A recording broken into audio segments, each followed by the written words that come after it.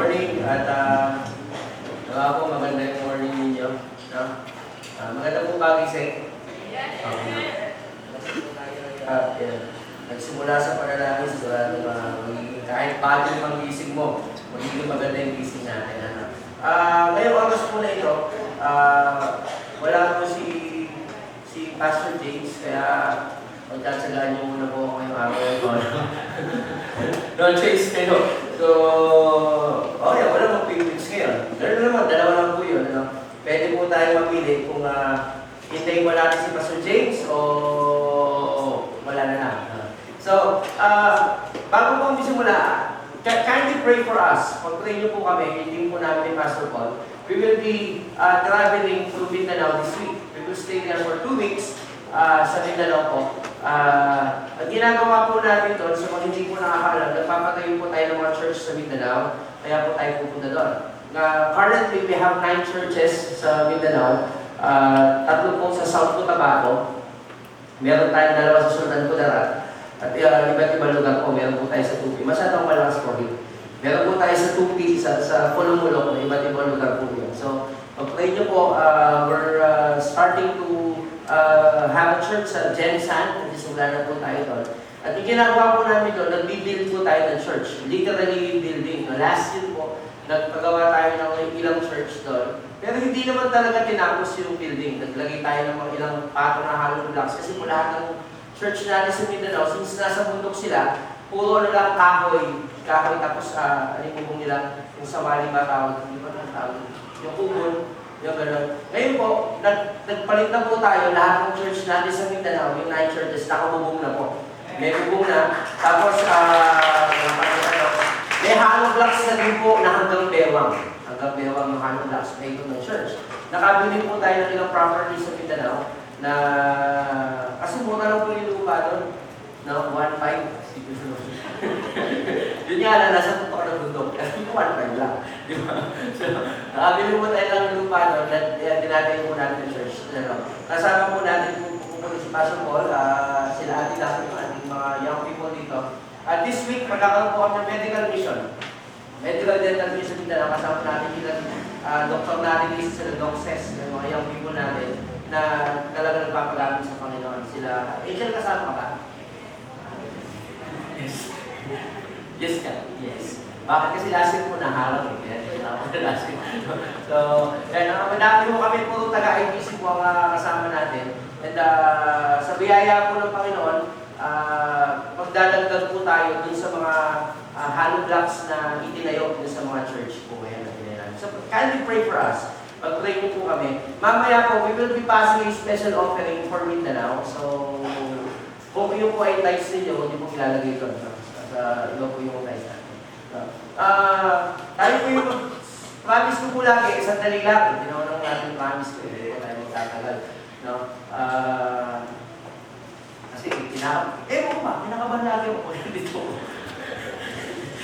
Sabi sa akin yung ano ba yun, nakalagay ko lang kamay ko dito. Actually, kaya po tayo mabilis lagi. Kasi ubusan ako natin. Meron daw isang matanda, medyo matanda na siya, kaya nga siya matanda. So, lumapit sa doktor, sabi niya, Doc, I'm already 60 years old, gusto ko pong magmukhang bata. Ano po ba kailangan ko? Magkano po ba kailangan ko? Sabi ng doktor, kailangan niyo po at least 180,000 pesos para magmukhang bata kayo. Sabi nung matanda, bakit naman po mahal? Kasi po, kailangan yung plastic surgery, kailangan palitan nyo nito, kailangan banatin yan, ganito.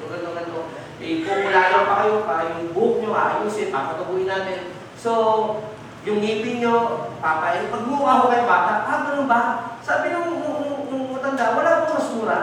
Sabi nito, meron po, 50 pesos na. Ano yun? Eto chupon, bibili ka. Mukha ko bata.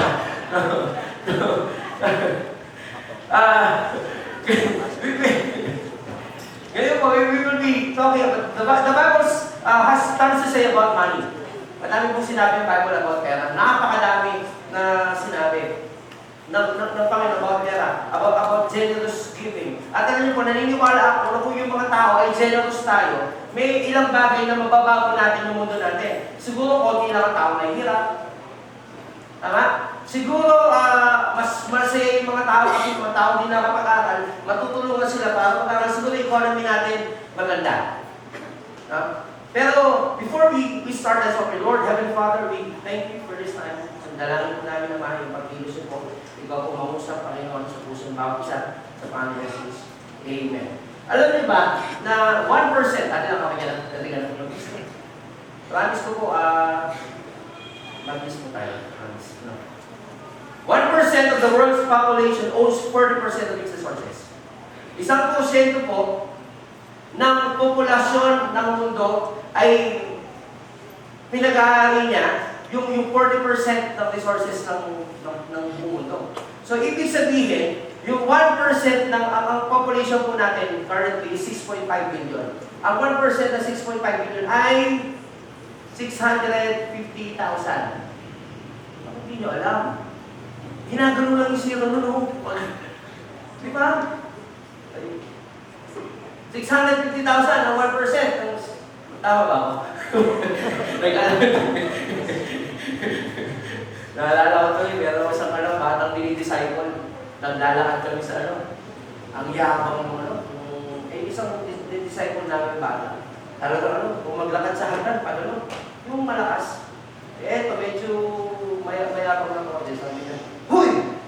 Hindi mo ba nakikita yan? Nakalagay yung ayaw mo sumunod." Alam mo yung nakalagay? No loitering. Sabi niya, "Huwag ka daw maingay, no loitering." Alam mo, talagang kumpiyansi, worship ulit. Pero 1% ng world's population owns a 40% of its resources. Ibig sabihin, yung 650,000 na tao sa buong mundo, sila ang pinakamayaman at meron silang 40% na pag-aari. Sabihin mo, ganun pala kadami yung mayayaman sa mundo. Ganun pala yung nangyayari. 1% lang. Bakit kaya? Kasi tayo, ang tao, meron tayong unquenchable desire to have more. Tama ba yan? Gusto natin ng madami. Gusto natin ng magkaroon ng madami. Kung mapapansin ho natin, yung mga bata anak natin, meron silang mga bagay na gustong bilhin nung maliliit pa sila pag napunta sila sa McDonald's. No? Parang mamamatay sila pag hindi nakabili ng Happy Meal o kaya Kiddie Meal. Tama? Tapos after makabili nun, magbilang ka na ilang minuto. Kakalat-kalat na. Kasi parang gusto lang ng gusto. No? Hindi lang po yun, kahit sa matatanda. Kasama lang po ako doon. Minsan po, nag-check ako ng mga gamit ko. Pagtingin ko, meron pala akong siyang na gitara. Sabi ng misis ko, dadalawa kami mo, bakit siya ng gitara mo? Kaya ba tutugin sabay-sabayan? No? Bakit? Meron tayong desire. Tama, mag-collect. Gusto natin na ganito. Ikaw ba, kung bibigyan ka ng dalawa, bibili mo isa lang? O bibigyan ka ng dalawang dalawa? Hindi, isa lang, okay lang. Gano'n ba? Di ba? Kasi gano'n yung desire ng bawat tao sa atin. No? Yun yung, wala pong masama. Wala pong masama. On buying Happy Meal. Walang masama naman sa no? Kaya lang ang tanong, bakit ba minsan nasasayang lang? Di ba? May mga bagay na sa alam niyo po ako mahindayanin ako. Mahindayanin ako. No? Sa church po namin, yung pinaglabahan, ay yung pinaghugasan, yung pinagbanlawan ng mga pinaglabahan, tinatabi po namin yun. Nilalagay namin sa purified pot. Ginagawa namin, pinag-nilinis namin sa sasakyan, ng flooring, ng panlapaso, yun yung mabago pa. No? Yun yung ginagawa, ako po malakas ang mga sa pagkain, hindi pwede. Kaya po ako nagkaganto. No? Pag may tira yung misis ko, may tira yung mga anak ko, ano gagawin mo? Tarapon mo? Di ba? Kakainin mo, sino kagaya mo dito? Nagano mga tatay, nangihinahayang ka. So, igigibag mo na lang yung, dati po ang katawag ko para mas Kuya Apple, tsaka si Pendleton. Sa mga old-timer na IDC, alam yan. No? Kaya, siyempre, igigibag mo lang dahil nangihinahayang ka. Pero, wala akong masama on buying stuff, pero minsan, ano ba talaga? So, how do we spend it?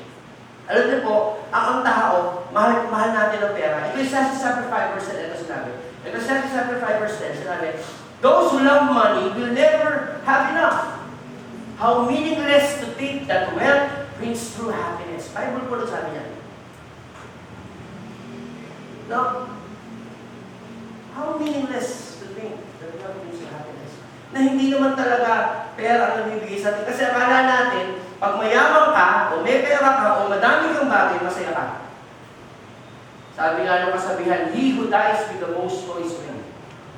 Akala natin, pag madami ka ganito, mas madami ka ganito, mas madami ka ganito, sasaya ka. Alam niyo po, it's a lie na pinapaniwalaan natin.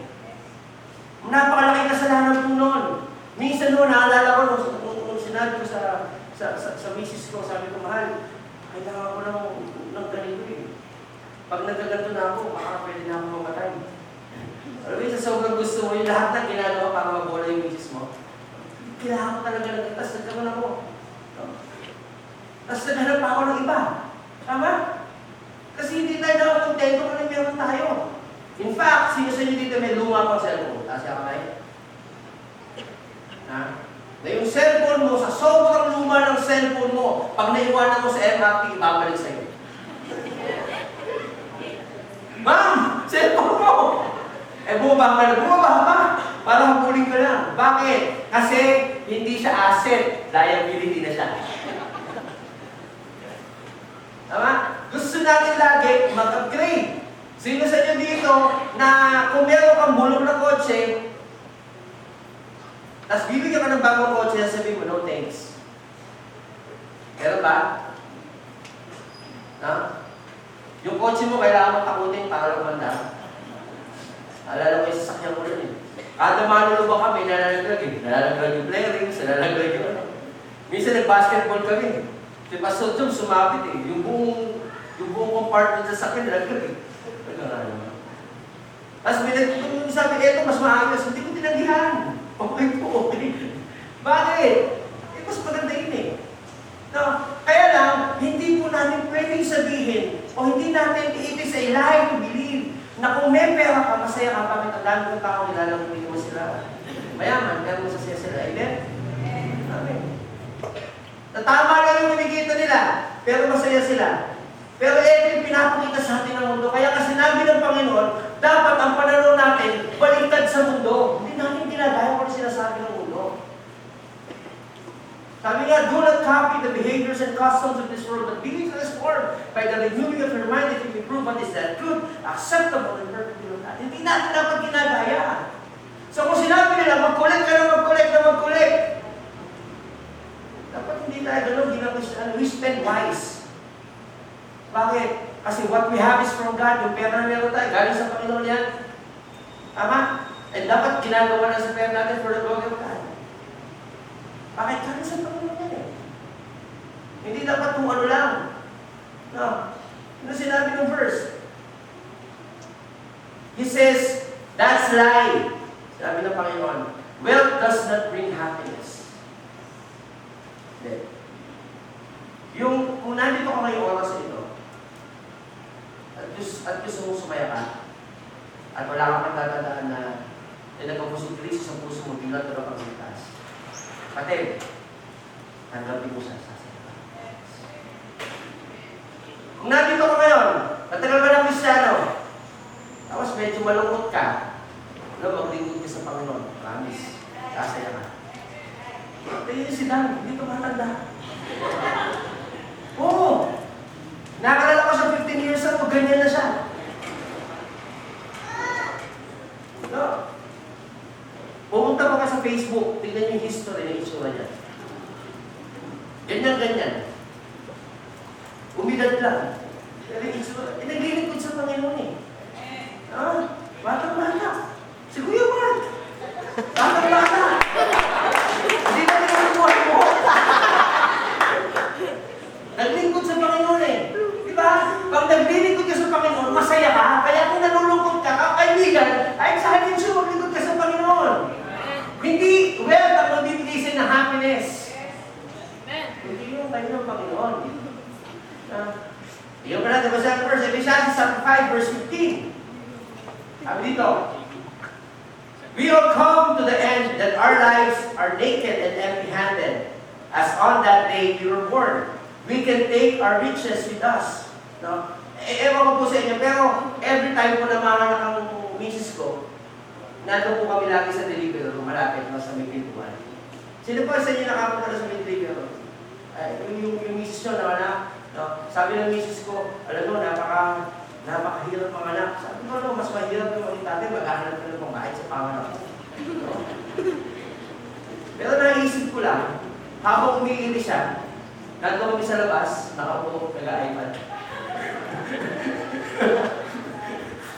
No, mahirap ka. Kaya ganyan-ganyan ako, no? Kasi mga tatay dito, ganyan ginagawa. Pero basta nyo dito na nangangalaki yung misis ko, talagang umiili ka rin, wala naman eh. Anong ginagawa mo? Kung di ka natutulog, nag-iPad, nagkabasa ng dyaryo. Mahirap mga anak.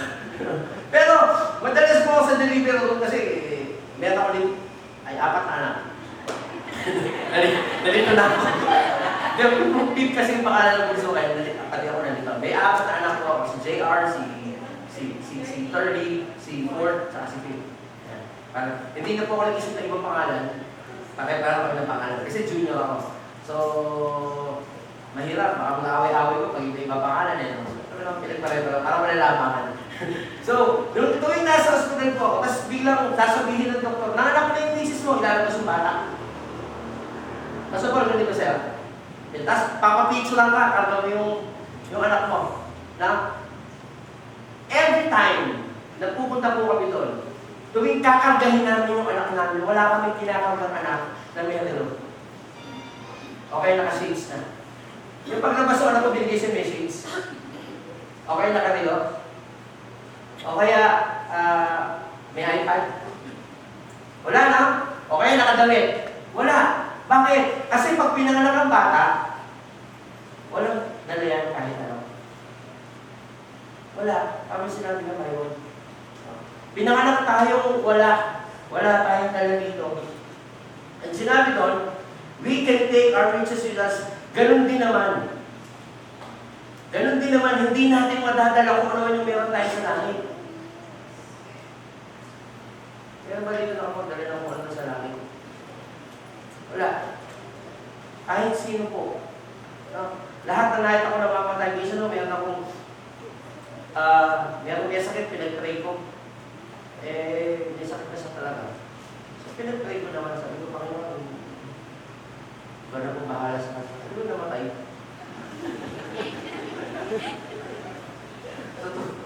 Minsan na yung karagot ko. Pag may sakit mo kayo, wag ako makatawag yung langis. Binabalaan ko kayo ha. Pag nagkasakit kayo, nilagyan ako, pasod ko. Lagyan pa lang yan. Pero, lahat ko na nakikita ko. Lahat na nakikita ko, wala. Walang pag namatay kami dalawa. Tapos sinabi na kami sa akin. Wala. So, dapat hindi ganun kataas yung pagmamahal natin sa pera. No? Hindi dapat ganun. Storing up wealth, hindi yun. Bakit? Ano ba yung totoong happiness? Ito yung sinabi ni Jesus Christ. Verse 19, Matthew chapter 6, verse 19. Don't store up treasures here on earth, where moths eat them and rust destroy them, and where thieves break and it steals. Totoo ba yun? Yung mga gamit nyo dito na bubulok, naluluma, yung bahay nyo kinakalawang, inaanay, tama na. Yung damit mo, pag pinatay mo yung daga, pagbalik, gusto din yung damit mo, tama? Lahat ng bagay dito sa lupa, naluluma. Wala namang bagay na hindi naluluma eh. Ang masakit pa nito, minsan no, hindi lang maluluma, kundi mananakawa ka. Wala. Ibig sabihin, everything is temporal. Naalala ko na ako na sa Bible school, second year high school, may nausong cellphone. Ang tawag sa kanya, indestructible cellphone. Sony Ericsson na waterproof, shockproof, dustproof. Yung dipindot pa lang yung may antena sa malaking galon. Talagang napakatibay yung cellphone yung grabe. Indestructible. So, ang ginagawa po namin, ano lang po yung ito, there's a second floor, dati open, niyahagis namin agad dito, boom, tatang mo yung cellphone. Gawa ka, makapag-text ka. Magte-text ka sa ilalim ng tubig. Pag madumi, hugasan mo. Talagang hindi indestructible. Ano ba nangyari? Nawala. Hindi nga siya nasira, nawala naman. Di ba? Bakit? Lahat ng bagay dito sa mundo, temporal lang. Uso ngayon, naus bukas. Tama, temporal. Yung kotse mong pinili mo, magbilang ka na ilang buwan. Naalala ko pa nung ganda-ganda ako sa Innova. Ganda ng Innova, di ba? Tapos, 2 years ago, may lumabas sa bagong Innova. Tapos after 8 months, may lumabas na ng bagong Innova. Hindi mo. Bago pa yung kotse mo, wala pang plaka, luma ng modelo kagad. Di ba? Walang pangmatagalan din sa atin. And sinabi ng Panginoon, eto, store up your treasures in heaven, where moths and rust cannot destroy, and thieves do not break and steal. Bakit? Wherever your treasure is, there the desires of your heart will be also. Ang Panginoon, hindi siya against in storing up there. No? Pero ang sinasabi niya, pag nag-invest ka na nag-invest dito, wala yan. Kasi maluluma yan. Alam niyo kung bakit sinabi ng Panginoon, store up treasures in heaven and under on earth? Bakit? Kasi ang isang tao, ilang taon ka lang bago mabuhay? Para mabuhay. Ngayon sinabi na 70, 60, bonus. Maka-100 ka, masaya ka na. Tama? That's only 100 years. You will stay here on earth. Pero sa langit, eternity. Abang buhay lang nandun. 1,000 years, 2,000 years. Nandun ka, kasama mo. Kasi sinabi ng Panginoon, huwag kang masyadong mag-invest dito sa lupa. Bakit? Kasi yung mga ini-invest mo na yan, baka isang araw, mawala ka. Dito sinasabi mo na. Pero mag-invest ka sa langit. Bakit? Yung kasi tahanan natin. Doon tayo nakatira. Doon dapat tayo nakatira. No? Alam niyo po, ito po yung pinaka-powerful na nakita ko. That we need to be giving to God generously. Sinabi ko, because where your treasure is, there your heart is. Kung nasaan ang puso mo, nandun yung kayamanan mo. Sa totoo lang, pag in-analyze mo itong verse ito, hindi naman sinasabi ng Panginoon, ibigay mo sa kanya pera mo. Hindi kailangan ng Panginoon yung pera mo. The book of James says, every good and perfect gift is from above that comes from the Father of light, with whom there is no shadow of turning. Lahat ng bagay galing sa Panginoon. So hindi niya kailangan ng pera natin. Pero alam ng Panginoon na importante sa atin yung pera. Tama? Sino yung ayaw ng pera dito? Tapos mo kami mo, bigyan sa akin. Tatanggapin yan. Diba? Importante sa atin yung pera, kaya ka nagtatrabaho, nakakot ka pera. Tama? Importante sa atin yun. Kaya bakit ang dami mo pwede gawin sa pera? Ang dami pwede mabili sa pera. Ang dami pwede mo. Kaya sinasabi ng Panginoon, alam mo, hindi ko naman talaga gusto yung pera mo. Kaya lang, alam ko na yung puso mo, nandun sa pera mo, kaya sinasabi ko, ibigay mo sa akin yung pera mo. Kasi, kung nasaan ang puso mo, nandun yung pera mo. Na, iba talaga dapat yung thinking natin. Iba talaga yung thinking natin. Hindi dapat tayo nakatingin sa panglayon. We invest for the future. Bakit? Kasi yung ngayon, nag-iiba yan eh. Naalala niyo ba ng third grade 3 kayo? Yung mga tao dito. Meron kayong classmate na inaasam niyo lagi, puto. Kasi pag naglalakad sa, nagsusulat yun, gumagawa kami yan. Diba? Uy, puto. Alam niyo mo ba ang tawag sa akin nung grade 4 ako bago?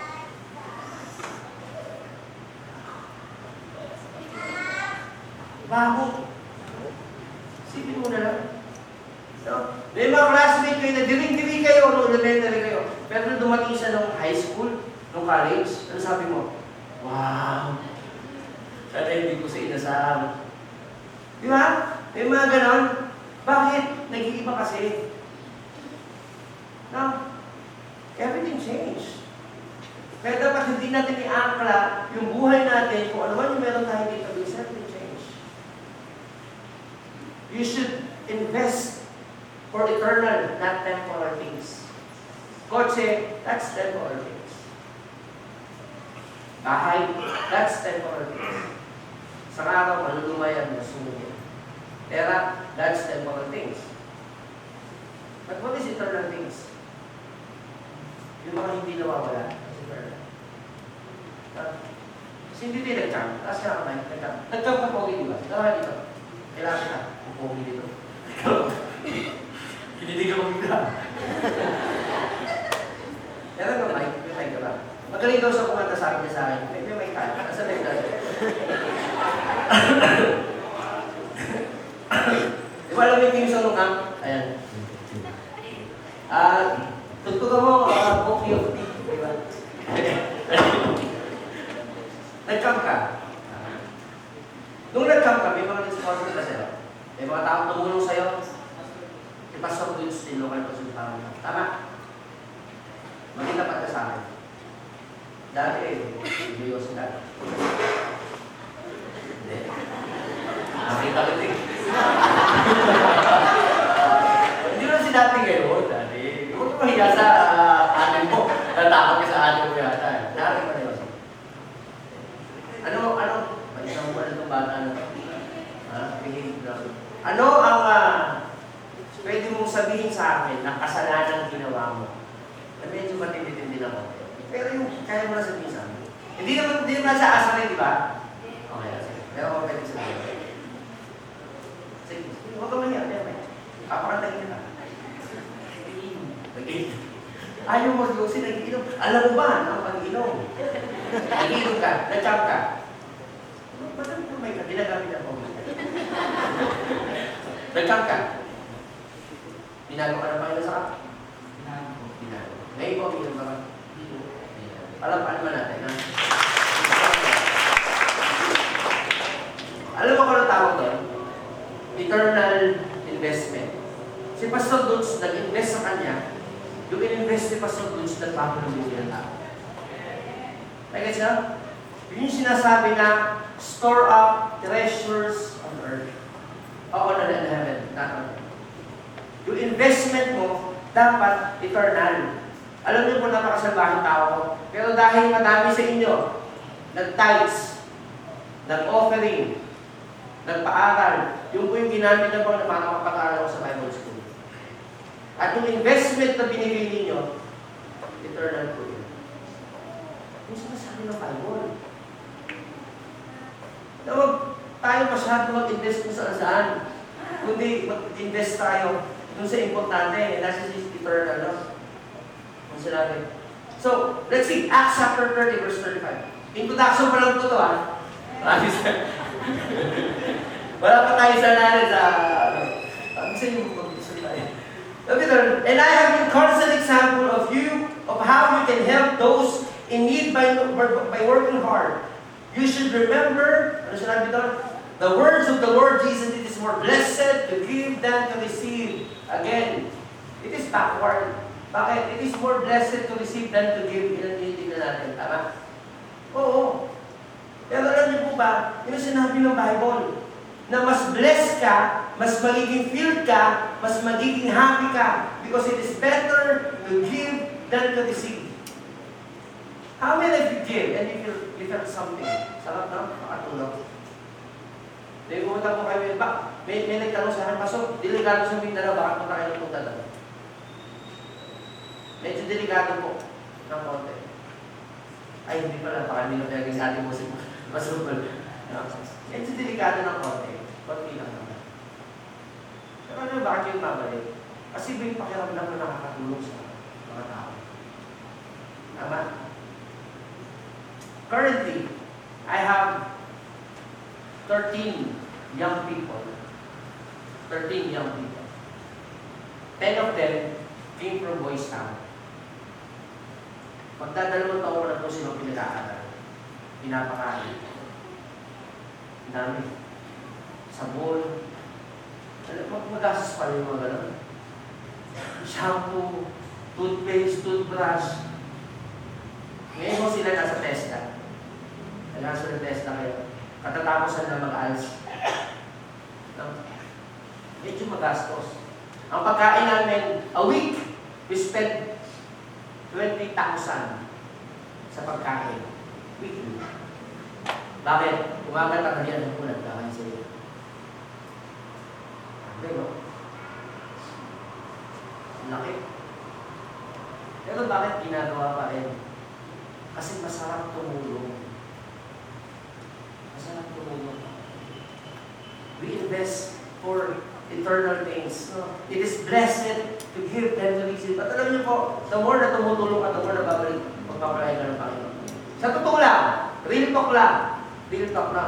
Mas maganda na ikaw ang nagbibigay kasi ikaw tumatanggap sa totoo lang. Bakit? Kasi pag ikaw ang nagbibigay, ibig sabihin blessed ka. Pag hingi ka ng hingi,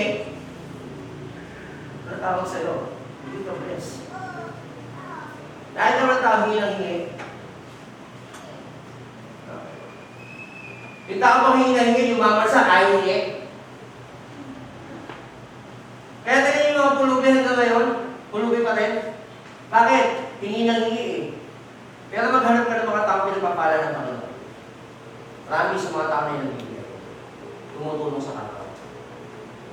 Kasi sinabi ng Bible, it is more blessed to give than to receive. 2 Corinthians chapter 9 verse 8, chapter 8 verse 9. Sabi dito, you know the generous grace of the Lord, of our Lord Jesus Christ. True, though He was rich, yet for your sakes He became poor, so that His poverty He could make you rich. Uy, dahil pa sa ginawa ng Panginoon, mayaman na tayo. No? Pero minsan kasi, ang hinahanap natin kayamanan, pera talaga eh. Kaya basta nyo dito, mayaman ka sa kaibigan. Na? Wala kang pera, pero sa lahat ng kanto ng mundo, may kaibigan ka. Tama? Yung lahat ng kaibigan ng pangalan Joe, o kaya Juan. Joe! Kasi sa dami ng kaibigan mo, hindi mo na alam yung pangalan nila eh. So, dami, no? Madami naman dito, wala kang ang pera, pero rich ka sa health. Madami ko kaibigan, madami pera. Hindi ko mali-galing. Masakit. Ang problema kasi sinabi ng Panginoon, ginawa na kitang mayaman. Kaya lang, ang definition kasi natin ng pagiging mayaman, dapat may pera ka, dapat may bling-bling ka, dapat daming ginagawa. Dapat ang ngayon mo, madami. Nasa sobrang dami talagang hindi mo yun. Bakit ang dami yan? Ito Pilipinas, ito China, ito ano? Tokyo, Singapore. Grabe. Kala natin gano'n. Pero hindi. Sabi na po, ginawa na kitang mayaman, ano? God created something for those of us, follower ng Panginoon. Alam mo yun, na we could have an opportunity to give sa Panginoon. From the beginning of the Bible, sinabi na po ng Bible sa atin to. No? Maybe, dito sa church natin, alam niyo po, binigyan tayo ng Panginoon ng every opportunity para i-bless siya. And that's our offering. Binigyan tayo ng Panginoon ng every weekly na privilege para pabigay sa Panginoon. And that's offering. No? Alam nyo, we call it tithes. Tithes is the 10% of what we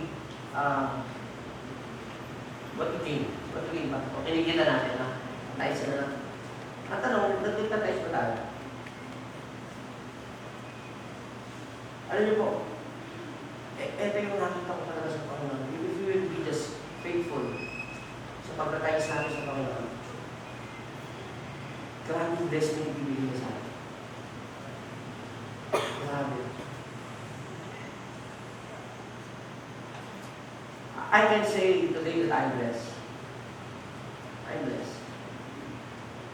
I'm blessed. I have 3 cars. I have 2 motorcycles. I'm blessed.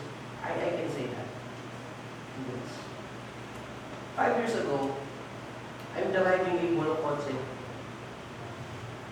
5 years ago, nag-iyak ako sa kanto ng ospital kasi hindi ko mailabas yung anak ko sa ospital. Today, nailabas ko yung anak ko. I can say that I'm blessed. I'm so blessed. I'm so blessed. Promise, I'm so blessed. But you know what? That blessing starts when I start to be faithful sa Diyos.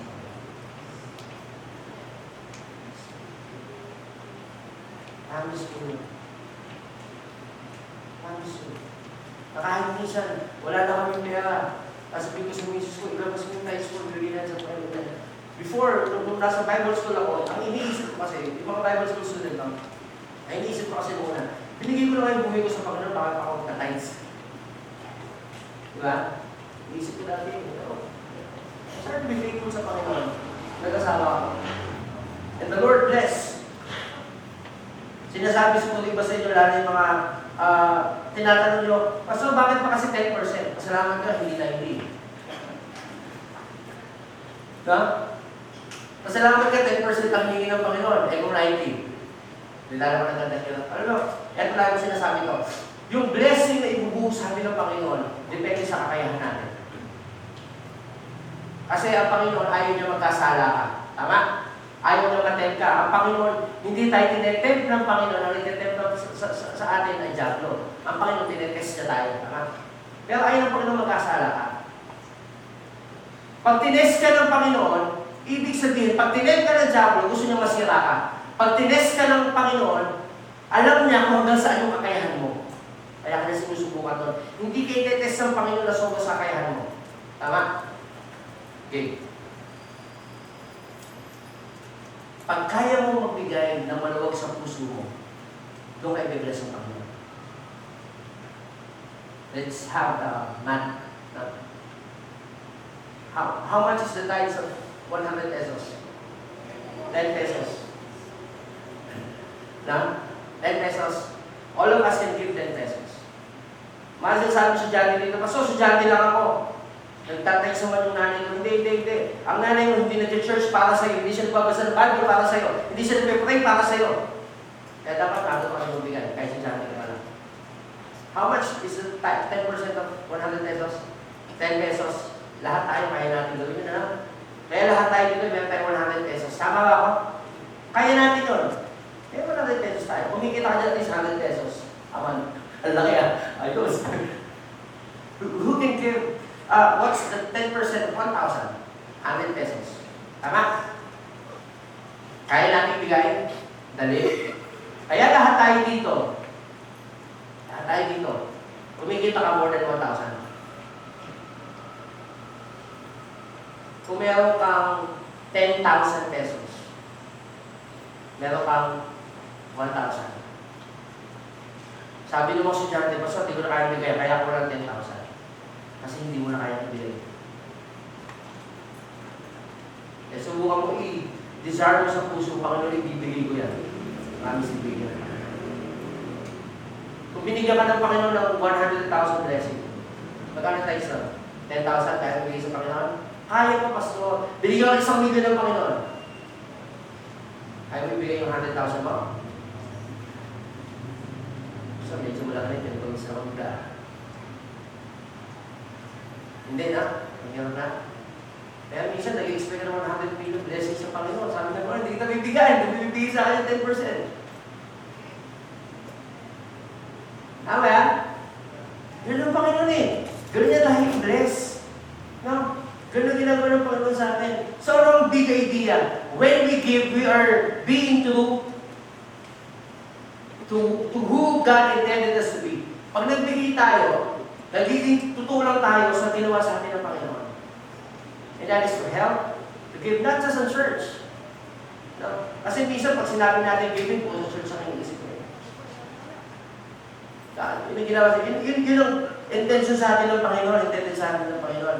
God doesn't need our money, He wants our heart, and He knows that when He gets our money, He gets our heart. Bakit? Yung money kasi natin, wala namang magagawa yan para sa Panginoon. Wala. Na totoo lang. Pag nag-o-offering ka, hindi naman sinasabi ng Panginoon, yes! Yayaman ako ng mas madami. Hindi. Nasabi ko lang pa, namin siya, napapanibilang siya, nag-gets na. Ususin ang blessing. When we give, hindi na dala-dala na tayo ng Panginoon. But giving helps us, our church, to go where we want to go. No? Giving helps us support missions. Giving helps us pay for our electricity, pay for our water. Sabi niya ng lupa natin. Pero hindi na dagdagan pa yung mana ng Panginoon pag nagbibigay tayo. Kaya sinasabi niya, magbigay tayo, hindi dahil doon kasi gusto yung puso mo. Malachi chapter 3 verse 10. Ito sinabi.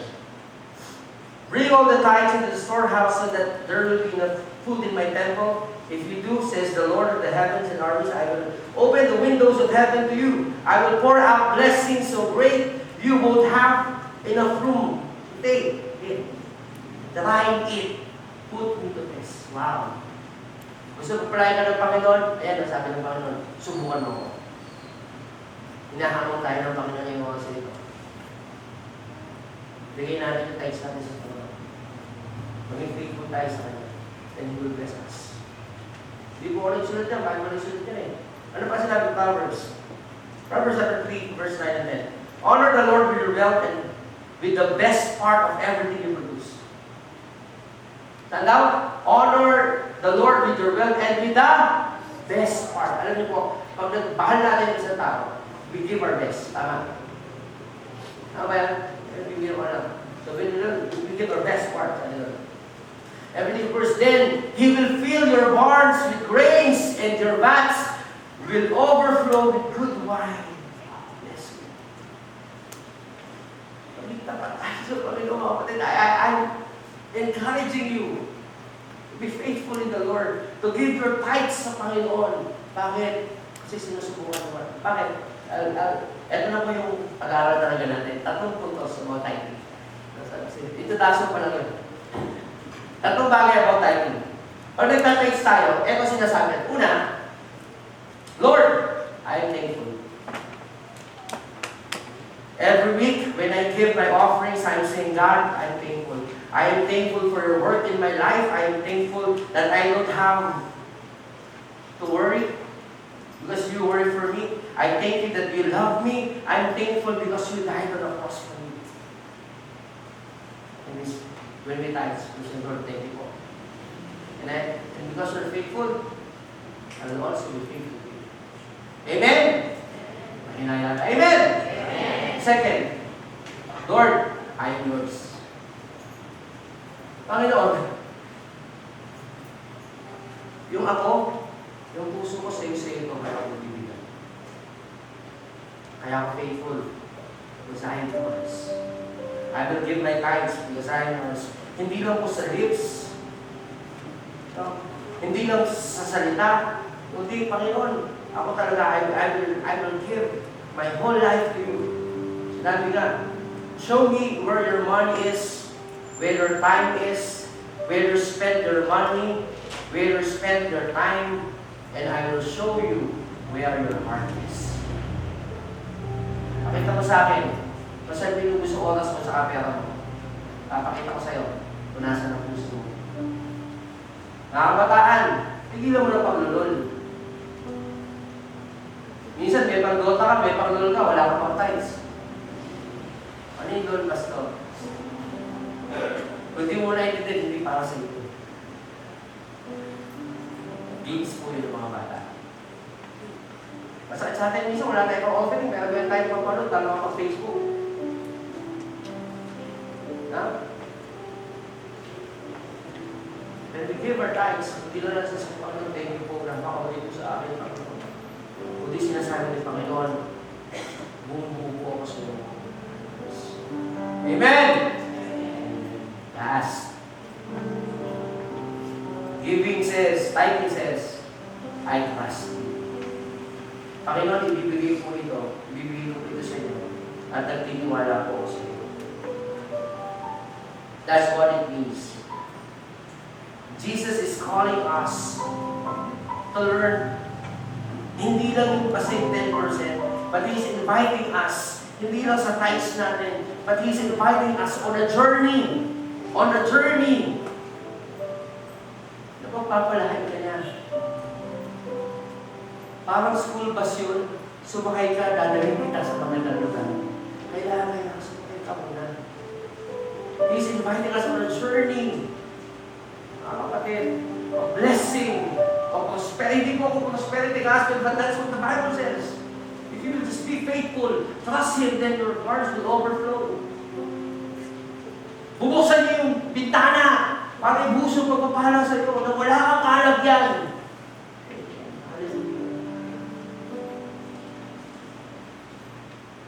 Pastor, ikaw ba? Puno-puno yung bar mo? Hindi. Alam niyo kung bakit? Kasi pag binibless ko ng mga natutulong ko sa ibang tao. Tapos pag inubos ko yung naman yung bar, alam mo nung siya pupunin din ng Panginoon. Because when you have too much, ikaw ka binibless ng Panginoon. Binibless ng Panginoon.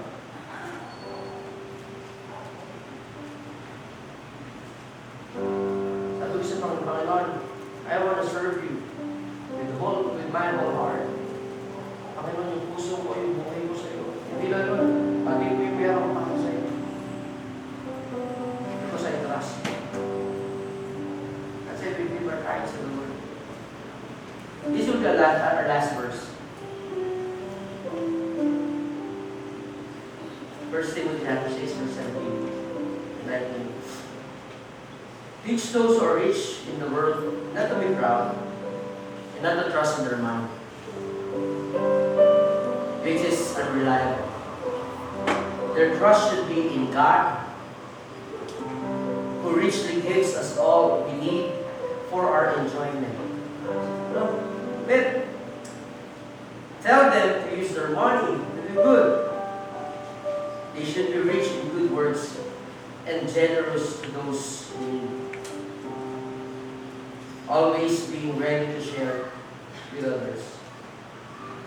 By doing this, they will be storing up their treasures as a good foundation for the future so that they may experience good life.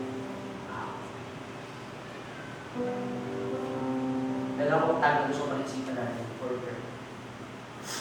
There's something bigger than your money. You are God's delivery system, not His storehouse. Nandiyan ba yun natin lang? Last slide. Last slide. You are God's delivery system, not His storehouse.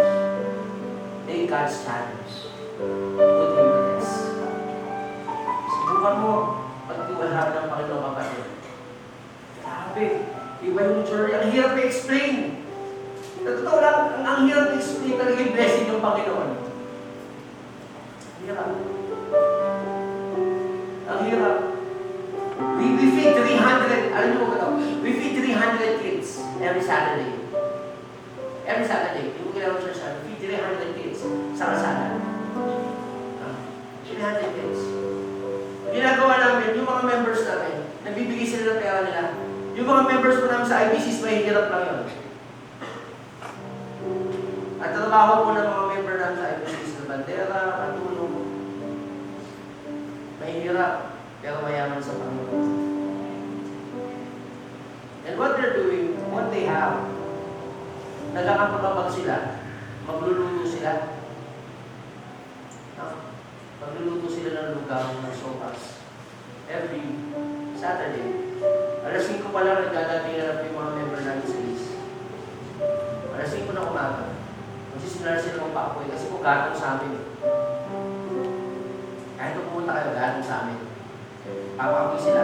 Magluluto sila, mag-iiwa sila. Tapos after nun, yung mga young people, kukunin yung mga lugaw na nalagay tapos pumunta sa call center nila. Tapos yung mga adult na lalaki dadating sa church, hugasan yung pinaglutuan. Every Saturday, sila sa church natin. Every Sunday, nagyayakap kami ng mga bata sa orphanage. May 2 orphanage kami naalaga. Nagyayakap yung mga adult namin, yung mga bata, tapos pinagluluto din nila spaghetti. Kaya alam niyo po, I was invited to preach at one organization. Dito may pastor. Pumunta ka sa Christmas party namin. They heard me at DCAS.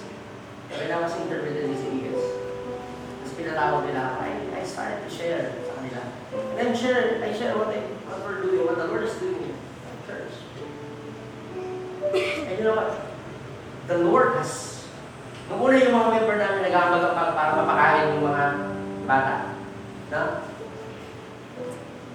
Ngayon po, currently, I was blessed na kumuha ng tinapay sa isa sa pinaka-mamahaling coffee shop sa Pilipinas. Tuwing gabi, 8 Starbucks, kinukuha ko lahat ng nakitira yung tinapay for that day. Tapos ang ginagawa ko, hanggang sa church, hindi po namin, papakina yung, ngayon, hindi na kami nagluluto. Kasi yung center namin, Starbucks lang naman pinapakain namin sa kanila. Yung almusal namin sa church, everyday, Starbucks. Nagsawa na nga eh. Nung nakaraan, sabi sa akin ng isang alaga natin, mga isang pastor, pwede ba pinamatay yung palisan? And you know what? Sobrang dami nung Starbucks namin everyday. Yung mga member namin, nagdali sila kumuha ng tinapay nila. And now, they are blessed.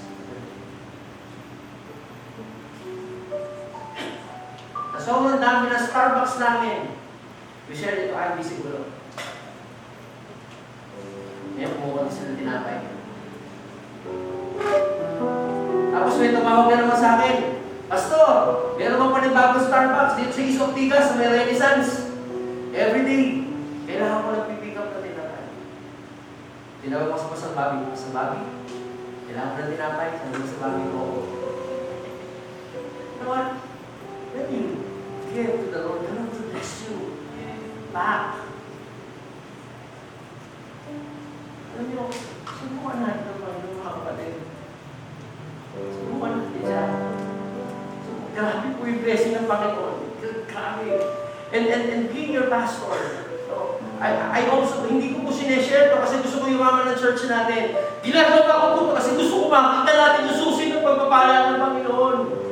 And I want you to be blessed. The way I am blessed. The way other people are blessed.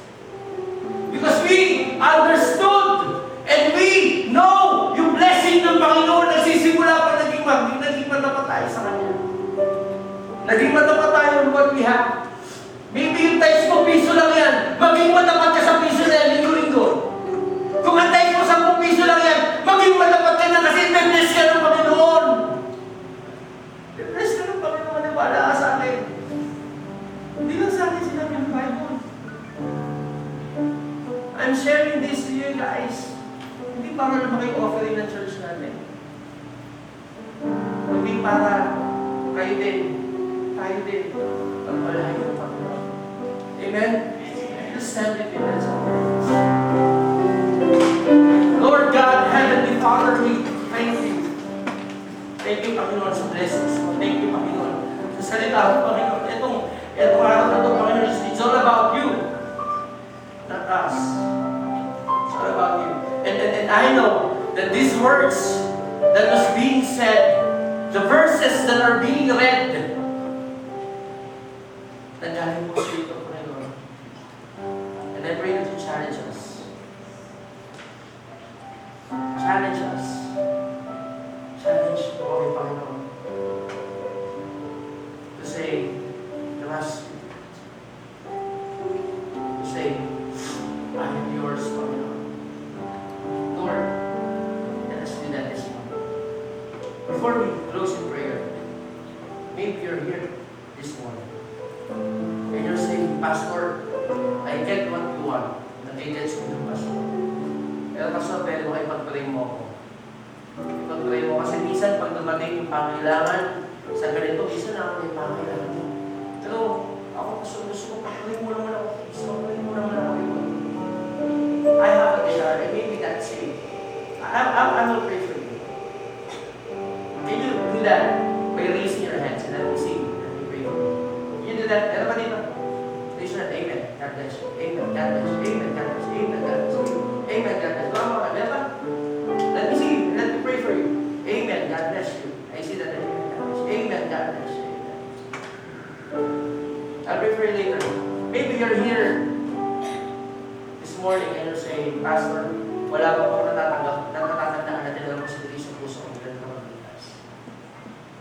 Pwede ba tulungan mo ako, mag-pray mo ako na magkaroon ng relasyon sa Kanya?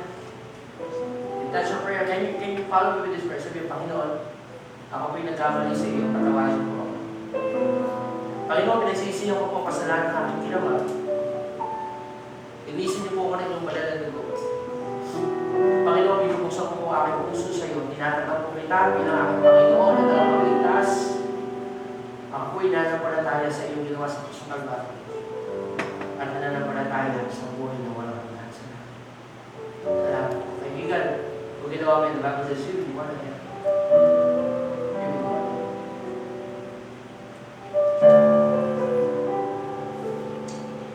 Maybe you're here. I just want to pray for you. Maybe you're here this morning and you're giving your tithes. Hindi bigay mo yung tithes sa mga regularly. And sometimes there are struggles. You're still giving your tithes. And even though there's a need, you still are faithful sa Panginoon. I also want to pray for you this morning. If ikaw yun, can you raise your hand and let me pray for you? Amen. God bless you. Amen. God bless you. Amen. Amen. God bless you. Lord, dear Heavenly Father, una po, Panginoon, nilalapit ko po sa iyo yung bawat tao, Panginoon, na tumanggap sa iyo bilang tagapagligtas. Siyahan mo po, Panginoon, na sila po ay lumalim sa iyo. Gamitin niyo po yung church na ito, Panginoon, para lalo ko nila makilala. Magpadala mo sa small group, Panginoon, kung sa sila lalo po, Panginoon, and understand you more and let them feel your presence, Panginoon, sa buhay nila.